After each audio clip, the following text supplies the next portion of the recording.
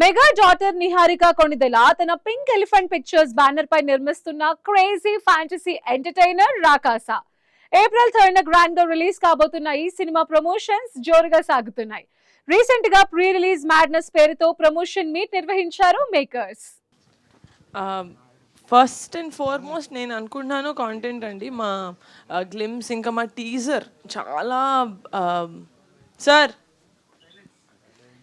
ఏం లేదు సార్, మంచిగా చెప్తున్నా మీరు వింటారని. ఎందుకంటే గ్లిమ్స్ చాలా వైరల్గా వెళ్ళింది. అది సంగీత్, యాక్టింగ్ అంటే అప్పటి వరకు జాన్రా మేము చెప్పడమే కానీ వాళ్ళు ఏది చూడలేదు ప్రాపర్గా with actors, with dialogues and all of that. అది చూసేసరికి ఐమ్ థింకింగ్ మా కంటెంట్ స్పోక్. దాని తర్వాత మేము ఎలా తీసుకెళ్ళాను సార్ వాళ్ళకి. నేను టీజర్ లాంచ్లో చెప్పా, మంజుషా గారు అన్నట్టు చిరాకు వచ్చే అంతగా అనిపిస్తాం మేము, ఏదో ట్రైల్ని చూద్దాం అనిపించే ఫీలింగ్ మేము క్రియేట్ చేస్తామని చెప్పాము. I think we hit it that. Cinema చూడకముందు నేను ఎందుకు చూడాలి అని చెప్పాలంటే, నేను యాజ్ అన్ ఆడియన్స్ ఎంటర్టైన్మెంట్ చూస్తానండి థియేటర్కి వెళ్ళేటప్పుడు. అంటే అది ఏ విధంగా ఎంటర్టైన్ అవుతున్నానని.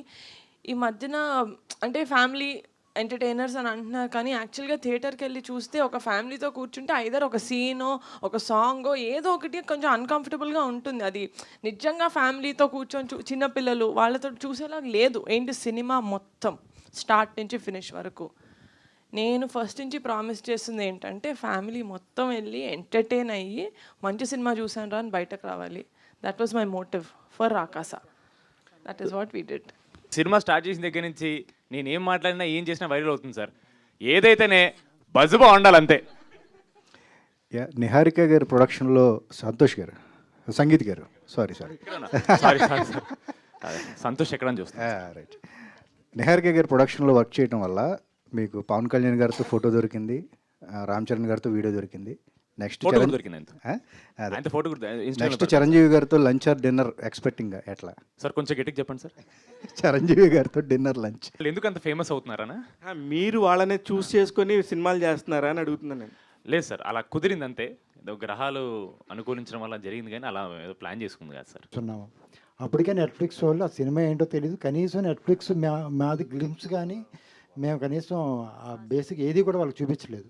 జస్ట్ మేము ఏదైతే కమిటీ కుర్రాళ్ళకి మేము ప్రమోట్ చేసామో అది చూసి సినిమాని వీళ్ళు జనాల్లోకి బాగా తీసుకెళ్తారు, అట్ ది సేమ్ టైం సినిమాకు మంచి ప్రమోషన్ ఇస్తాను ఒకే ఒక దాంతో నిహారికని చూసి నెట్ఫ్లిక్స్ వాళ్ళు మేము వెరీ బిగినింగ్లో డిజిటల్ తీసుకున్నారు. ఈరోజు జీ స్టూడియోస్ కూడా మాతో టైఅప్ అయింది. వెరీ బిగినింగ్లో నిహారిక సినిమాని ఎలాగా మన సినిమాని చేయడం కాదు, దాన్ని ఎంతలా ప్రమోట్ చేస్తారు. ఈరోజు సినిమాని జనాల్లోకి తీసుకెళ్ళడమే మోర్ ఇంపార్టెంట్. సినిమా చాలామంది మంచి మంచి సినిమాలు తీస్తున్నారు కానీ జనాల్లోకి తీసుకెళ్ళలేక సినిమాలు చాలా కనీసం వచ్చినవి కూడా తెలియకనే వెళ్ళిపోతుంది. అలాంటిది జనాల్లోకి ఎంత బాగా తీసుకెళ్తాం. అందుకే ప్రమోషన్స్ కూడా మేము shooting near by 55 to 60 days మధ్యలో షూటింగ్ చేసాము కానీ ప్రమోషన్ మాత్రం 60 డేస్ చేసాం ఆల్మోస్ట్. కాబట్టి ఎందుకంటే అంత వీళ్ళందరూ అంత కష్టపడ్డానికి సంగీత్ గారు కూడా వీళ్ళందరూ సంగీత్ గారు కానీ ఇప్పుడు శ్రీని గారు కానీ ఆ హీరోయిన్ కానీ అందరూ కూడా ఇన్ని రోజులు ఒక మానసా గారికి ఈ ప్రమోషన్స్కి ఎందుకు ఎక్కువ కుదరలేదంటే ఎక్కువ మనకి ఏదో పోస్ట్ ప్రొడక్షన్ ఎక్కువ ఉంటాం, ఆవిడే కేర్ తీసుకోవడం అన్నీ కూడా ఆవిడ దగ్గర నుండి చూసుకోవడం వల్ల ఆవిడ ప్రమోషన్స్లో ఎక్కువ పాల్గొలేకపోయారు. మనకి అనగనగా ఒకప్పుడు ఇలా ఉండేది అని ఆ అనగనగానే స్టార్ట్ చేయడంలోనే చాలా మంచి ఫీలింగ్ ఉంది. సో ఈ కథ కూడా అలాంటిదేనండి. It's entirely inspired from the same thing. MCU కథలు వద్దు అని కాదు, అవి కావాలి మనకి చూడడానికి, ఇవి కావాలి. మా మెయిన్ మోటివ్ ఏంటి అని అంటే ఒక మంచి మన కల్చర్, మన ఫోక్లో రిలేటెడ్ కథ చెప్పాలి. అట్ ద సేమ్ టైం ఇప్పుడున్న వాళ్ళకి అట్రాక్టివ్గా చెప్పాలి. మనకి ఫార్చునేట్లీ టెక్నాలజీ ఉంది యూజ్ చేసుకొని. సో మా వరకు మా పరిధిలో ఎంతవరకు చేయగలుగుతామో యూనో ఆ పాత కథల్ని మళ్ళీ తీసుకొచ్చి టెక్నాలజీతో ఇంట్రెస్టింగ్గా చెప్దామని ట్రై చేసాం. దానికి బాగా కామెడీ అవ్వచ్చు, ఎంటర్టైనింగ్ అవ్వచ్చు, ఒక వైడ్ రేంజ్ ఆఫ్ కాస్టింగ్ అవ్వచ్చు, అంతా అంతా అరేంజ్ అయింది. సో హోప్ఫుల్లీ ఆల్సో అందరూ అంటున్నట్టు చాలా మంచి ఫ్యామిలీ ఎంటర్టైనర్ అండి.